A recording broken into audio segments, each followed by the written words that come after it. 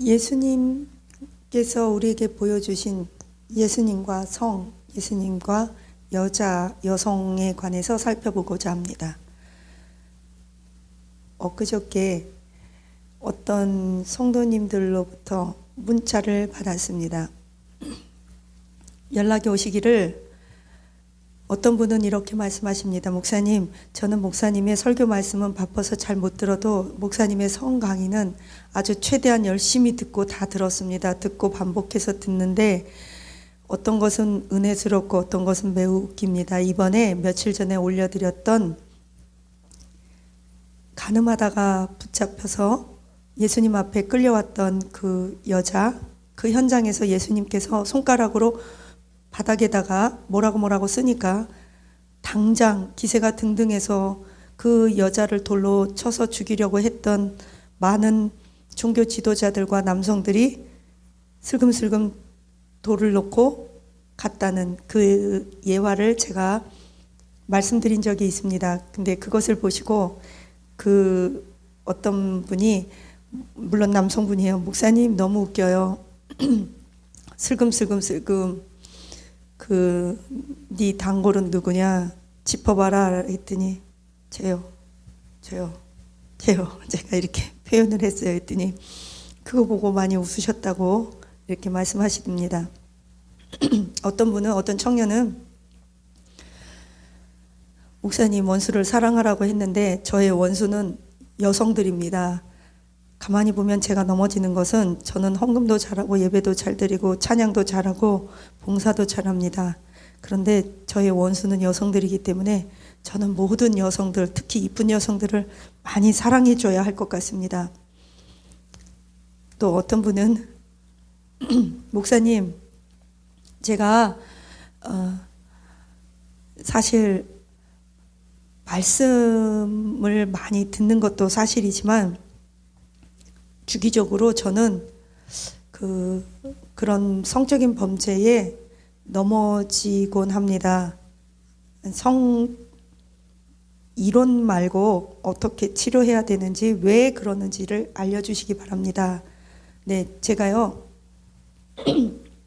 이제 시간이 지나면 제가 올려야 될 게 좀 많아서 이렇게 연기되고 있어요. 말씀도 올려야 되고 성교지 소식도 올려야 되고 그래요. 근데 조금 요 성의 기초적인 이론이 끝나면 왜 우리가 이렇게 성 중독에 내지는 성적인 것에 집착하게 되는지, 우리의 뇌와 어떤 연관이 있고, 그것이 영적인 공격, 그 6가지 영역이 있어요. 영적인 공격도 있고, 문화적인 것도 있고, 유전도 있고, 뇌도 있고, 호르몬도 있고, 습관, 문화, 이게 다 그러니까 종합적이고 복합적인 거예요. 그래서 매크로 레벨과 마이크로 레벨이 있는데 그게 뭐냐면 거시적인 이유와 개인적인 이유가 있다는 거죠. 그래서 그것은 이제 제가 조금씩 시간 가는 대로 또 올려드릴게요. 한 번에 쭉 올려드려야 되는데 저도 찍을 시간이 없겠지만 또 한 번에 다 올려드린다고 해서 그것을 다 소화 흡수하는 것도 아니거든요. 그래서 여러분들께서 잠깐만 기다려 주시면 감사하겠습니다. 사실 제 동영상 보면 조회수가 말씀보다는 이런 성 강의가 더 많을 때가 있어요. 그래서 이것이 우리 성도님들 너나 할 것 없이 우리 모두에게 절실하게 지금 말할 수 없이 필요한 것들이구나. 이것을 unmentionable crisis라고 그래요. 뭐라 그러냐면 말할 수 없는 위기, 우리가 말로 할 수 없는 우리의 필요, 이런 것들이죠. 그래서 예수님과 성, 요한복음 우리 8장, 요한복음 8장 6절에서 9절, 예수님께서 우리가 잘 알다시피 간음에서 현장에 붙잡힌 여자의 이야기입니다. 예수님의 족보를 보면요, 꼭 요한복음뿐만이 아니라 마태복음 1장에도 예수님의 족보장이 나오는데 거기에 보면 유다와 다말은 며느리와 시아버지의 근친상간, 또 다윗과 밧세바는 옆집 부인, 밧세바는 우리아의 아내로서 이런 간음했죠. 옆집 여자랑 이렇게 간음한 것처럼 그런 이야기. 또 기생 라합, 다윗의 할머니죠. 증조모 할머니, 기생이죠. 또 보아스와 룻도 이방 여인으로서 보아스의 본처가 아니죠. 아주 그 어린 소녀로서 그런 이야기들. 예수님께서 그 여성들을 보시면 그 7 귀신 들렸던 막달라 마리아, 그 막달라 마리아도 사람들의 말에 의하면 이제 성경에서는 그렇게 딱 나와 있지 않아요. 그러나 창녀였다 이렇게 말을 하고 있습니다. 왜냐하면 그때 당시에 여자가 그렇게 많은 향유를 또 모을 수도 없었고 그녀는 7 귀신 들렸었다, 죄인이었다 이런 것들을 종합해 보았을 때 막달라 마리아가 창녀였다라는 말은 없지만 교부 시대 때 창녀였다라고 전해졌고 교황에 의해서, 그래서 그것이 지금까지도 많은 목사님들과 설교자들에게 막달라 마리아는 7 귀신 들렸던 창녀였다 이렇게 흔히들 해석되어지고 있습니다. 그러나 성경에는 없어요. 하지만 중요한 건 아마도 그랬을 것이다. 기생 라합도 있고, 예수님께서 창기와 세리들을 매우 사랑하셨습니다. 그 창기라는 직업을 존중히 여긴 것이 아닙니다. 창기와 세리는 그 당시에 있어서 죄인 중에 죄인, 사람 취급도 못 받았던 부류의 사람들인데, 소셜 마지널라이스드 피플이라고 해서 뭐냐면 사회에서 잉여 계급, 이 변두리 계급의 사람들, 사람 취급 못 받았던 사람들, 그들이 얼마의 돈을 가지고 있든 경제성이 어떻든지 간에 그렇기 때문에 예수님께서 보면 오히려 그 음란의 죄보다 더 심각하게 취급하셨던 것이 외식의 죄입니다. 음란한 자들은 자신이 나 이런 죄를 졌습니다, 나 죄인입니다, 고백이라도 할 수 있는 여지의 문을 열어놓았습니다. 그런데 외식의 죄는 스스로 속는 것입니다. 옳다고 생각해요. 자기가 맞다고 생각하고 그 잣대를 가지고 죄인들을 정죄해 나갑니다. 그리고 예수님을 비판하고 믿지 않고 죽이려고 했던 자들이 바리새인, 사두개인, 종교 지도자들이었습니다. 제사장들. 어떻게 보면 예수님 당시에 창기와 세리보다 더 많은 죄를 짓고 예수님으로부터 아주 호되게 꾸짖음을 당했던 부류가 종교 지도자들이었습니다.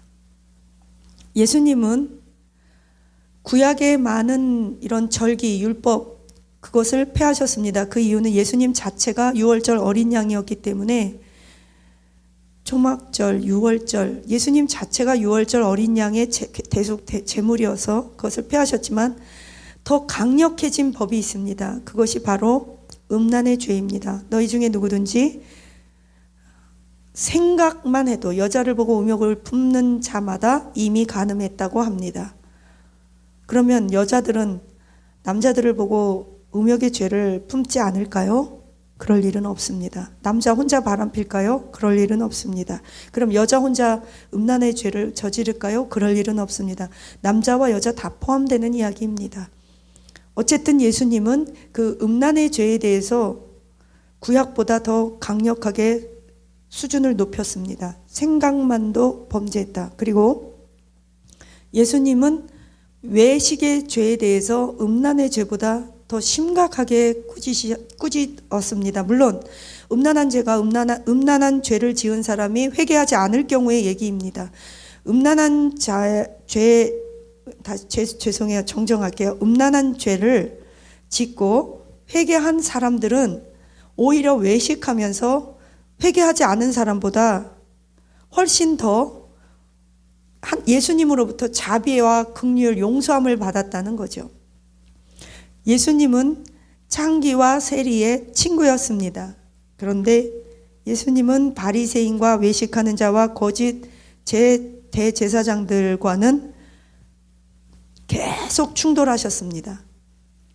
그래서 오늘 베드로 후서 2장에도 3장에도 보니까 쭉 베드로 후서를 이렇게 읽어보시면 2장 3장 읽어보시면 이렇게 나와요. 너희들이 복음을 알고 나서 그 복음을 배반한 자는 그전보다 형편이 더 못해지고 차라리 복음을 듣지 않는 것이 더 나을 뻔했다. 베드로 선생님도 말했고 예수님도 이렇게 말합니다. 7귀신, 한 귀신을 쫓으면 7뿔 데리고 온다. 그 전보다 형편이 더 못해진다.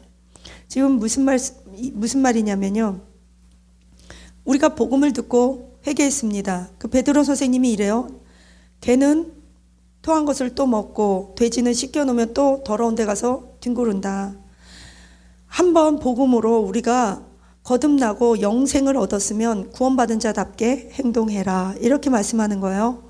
그렇기 때문에 이 예수님께서 음란하고 창기와 세리 이런 자들에게 가서 복음을 전하고 세례 요한이 너희들에게 그러한 복음을 전했을 때 창기와 세리는 믿었으나 너희들 바리새인들은 믿지 아니하는도다.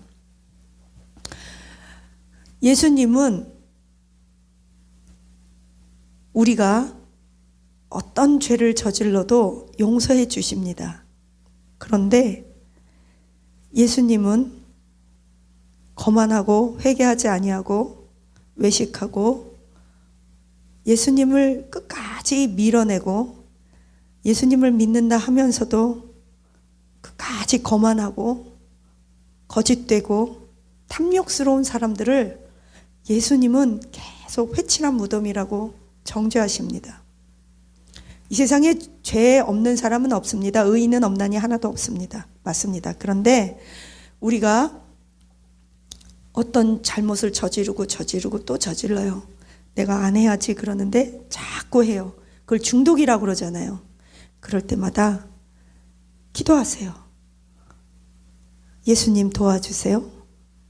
예수님, 내가 안 하려고 그러는데 생각할 겨를도 없이 나의 몸이 그냥 끌려가고 나의 뇌가 시키는 대로 명령하는 대로 뇌가 시키는 대로 움직이는 게 몸이잖아요. 나도 모르게 이렇게 갑니다. 기도하세요. 예수님은 마태복음 19장 12절에서 이렇게 말씀하세요. 고자와 싱글에 대해서도 어미의 태로부터 된 고자도 있고 사람이 만든 고자도 있고 천국을 위하여 스스로 된 고자도 있도다. 이 말을 받을 만한 자는 받을지어다. 스스로 고자되고 스스로 천국을 위해 고자되고 사람들이 고자를 만든다는 거야. 참 이 죄악된 것이 한도 끝도 없어요. 마태복음 19장 이 말씀을 하시면서 구약보다 한층 심화된 그 성적인 윤리의 스탠다드를 예수님이 제시하셨습니다. 요즘은 돌싱들도 많습니다. 돌아온 싱글이라고 합니다. 결혼 안 하겠다는 청년들도 많습니다. 그러나 결혼을 안 했다고 해서 음란한 죄를 짓지 않는 것도 아니고 결혼했다고 해서 음란한 죄를 짓지 않는 것도 아닙니다. 그렇다면 음란한 죄를 짓게 하는 요소를 알아야 합니다. 다음에 시간이 되면 말씀드리겠는데 마귀가 공격하고요. 사람이 굶주린 마음을 가지고 공격하고요. 분노, 스트레스 있으면 코티졸이라는 스트레스 호르몬이 막 극도로 분비되면 그것을 성으로 빨리 풀어버리기 위해서 성적으로 이렇게 아드레날린이라는 분비, 도파민이라는 호르몬 이 분비가 빨리 되면 빨리 해소되니까 그거로 풀어버리고 중독이 되었고 너무 어려서부터 일찍 성에 음란물을 통해 노출되었거나 부모가 잠자리 하는 것을 보았거나 또 문화가 그건 괜찮아, 그거 죄 아니야. 우리나라 교회 다니시는 분 중에서 술 먹는 게 죄라고 생각하시는 분이 몇 명이나 될까요? 담배 피는 거 죄라고 생각하시는 분이 몇 명이나 될까요? 술, 담배 하면 구원 못 받는 것도 아닌데 해도 되지 않나요? 그럼 질문해 볼게요. 너희는 무엇을 먹든지 마시든지 하나님의 영광을 위해서 해라. 하나님의 영광 위해서 술, 담배 하세요? 음란물 보는 것은 내가 다른 사람하고 성관계를 갖는 것이 아닌데 괜찮지 않나요?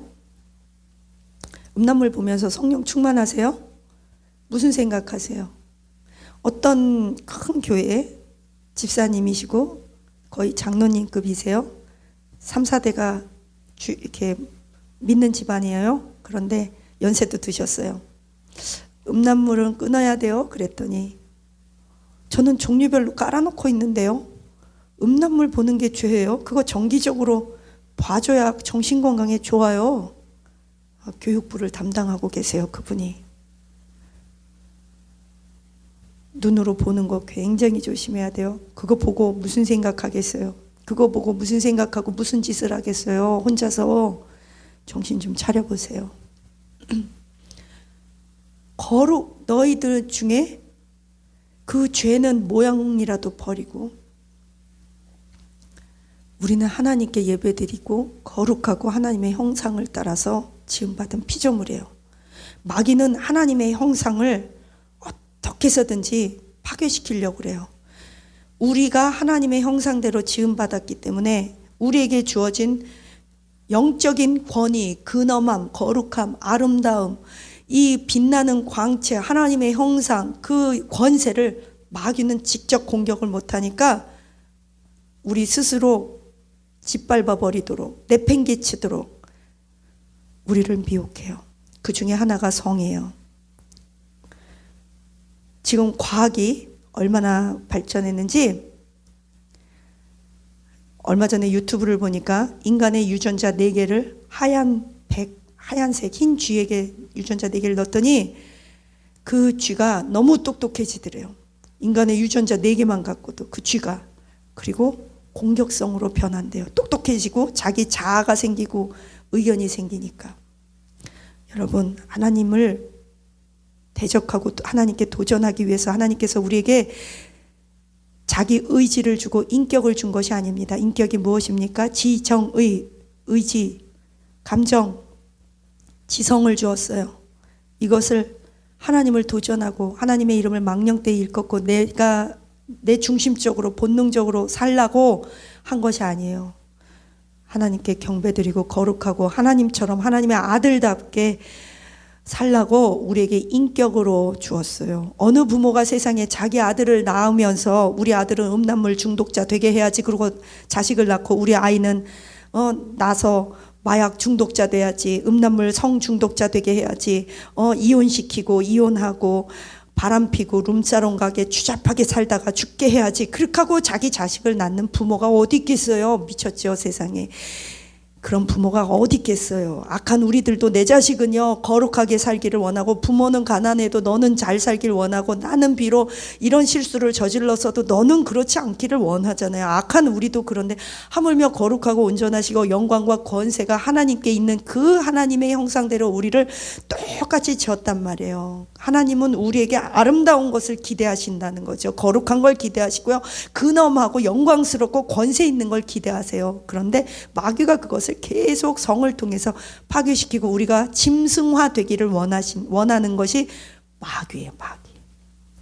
우리가 짐승화되면 하나님을 가장 마음 아프게 하는 비결이잖아요.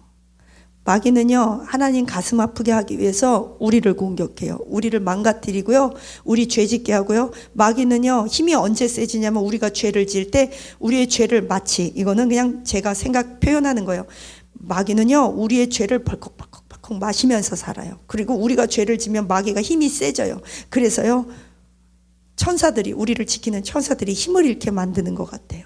그래서 우리가 죄를 지면 천사가 우리를 공격하는 마귀가 힘을 잃고, 우리가 거룩하고 예배드리고 착한 일하면 우리를 지키는 천사가 힘이 세져서 마귀를 내쫓고, 우리를 지키는 천사, 수호천사들이 있다고 성경에 나오는데 우리 수호천사들도요 우리 때문에 고생 많아요. 마귀랑 싸우느라고. 천사들도요 노는 거 아니에요. 천사들도 마귀랑 싸우고요, 하나님의 그 명령을 수행하느라고요, 우리 지키고 보호하느라고요, 마귀들과 싸우느라고 엄청 고생해요. 마귀들도. 여러분, 거룩하게 사시기를 축복합니다. 힘들면 기도하세요. 하나님, 나에게 이런 중독이 있습니다. 끊어주세요. 그러면 성령님께서 꼭 끊어주세요.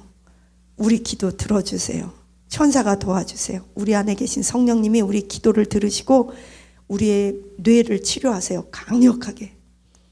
예수님의 이름으로 축복합니다. 하나님 감사합니다. 기도합니다. 우리의 뇌를 치료해 주옵소서. 우리의 마음을 치료하옵소서. 중독을 끊어 주옵소서. 주여, 창기와 세리의 친구였던 예수님, 우리의 주님, 우리의 친구여, 하나님, 우리가 외식하지 않게 하시고 그런 척 안 그런 척 살지 않고 덮어두고 자신의 성적인 중독을 합리화시키고 이래도 되지 않나요? 구원과 관계없지 않나요? 합리화시키면서 탐욕과 탐심과 육체의 정욕을 합리화시키고 정당화시키며 살지 않게 하옵소서. 주여, 내가 어떻게 하면 하나님의 기쁨이 될까? 아버지의 기쁨이 될까? 거룩하게 살까? 복된 자녀가 될까? 언약을 받아낼까? 우리가 좀 멋진 고민하다가 하나님 앞에 살다 죽게 하옵소서.